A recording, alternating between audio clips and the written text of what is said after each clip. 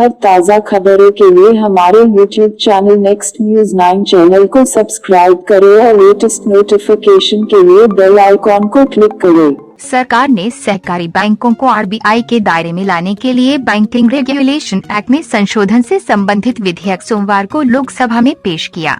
इसका मकसद बैंक में जमा लोगों के पैसों के हितों की रक्षा करना है। वित्त मंत्री निर्मला सीतारमण ने इस विधेयक को पेश किया। ये जून में लाए गए अध्यादेश की जगह लेगा।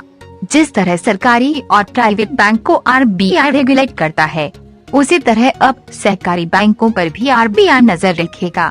देश में 1482 शहरी सहकारी बैंक और 58 मल्टी स्टेट कोऑपरेटिव बैंक हैं। कुल मिलाकर सभी 1540 सहकारी बैंक आरबीआई के सीधे रेगुलेशन में आ गए हैं।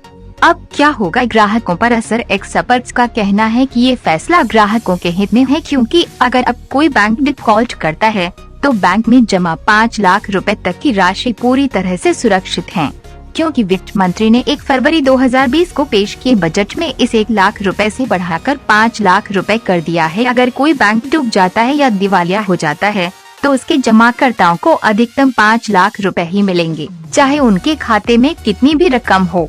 भारतीय रिजर्व बैंक आरबीआई की subsidiary deposit insurance and credit guarantee corporation DICGC के मुताबिक बीमा का मतलब यह भी है कि जमा राशि कितनी भी हो, ग्राहकों को 5 लाख रुपए मिलेंगे। DICGC एक्ट 1961 की धारा 16(1) के प्रावधानों के तहत अगर कोई बैंक डूब जाता है या दिवालिया हो जाता है तो DICGC प्रत्येक जमाकर्ता को भुगतान करने के लिए उत्तरदायी होता है। उसकी जमा राशि पर 5 लाख रुपए तक का बीमा होता है। आपका एक ही बैंक की कई ब्रांच में खाता है तो सभी खातों में जमा अमाउंट, पैसे और ब्याज जोड़ा जाएगा और केवल 5 लाख तक जमा को ही सुरक्षित माना जाएगा। यही नहीं, अगर आपके किसी एक बैंक में एक से अधिक अकाउंट और एफडी है तो भी बैंक के डिफॉल्ट होने या डूब जाने के बाद आपको 1 लाख रुपए ही मिलने की गारंटी है। ये रकम किस तरह मिलेगी, ये गाइडलाइंस DICGC तय करता है।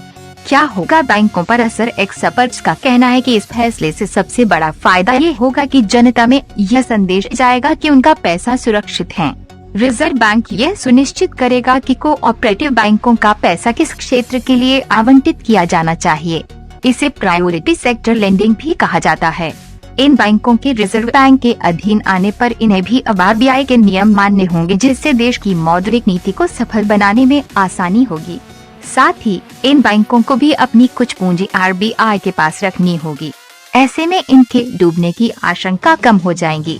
सरकार के इस फैसले से जनता का विश्वास देश के कोऑपरेटिव बैंकों में और बढ़ेगा और देश में बैंकों की वित्तीय हालात ठीक होने के आसार बढ़ेंगे। हर ताज़ा खबरों के लिए हमारे YouTube channel next news 9 channel को सब्सक्राइब करें और लेटेस्ट नोटिफिकेशन के लिए बेल आइकॉन को क्लिक करें।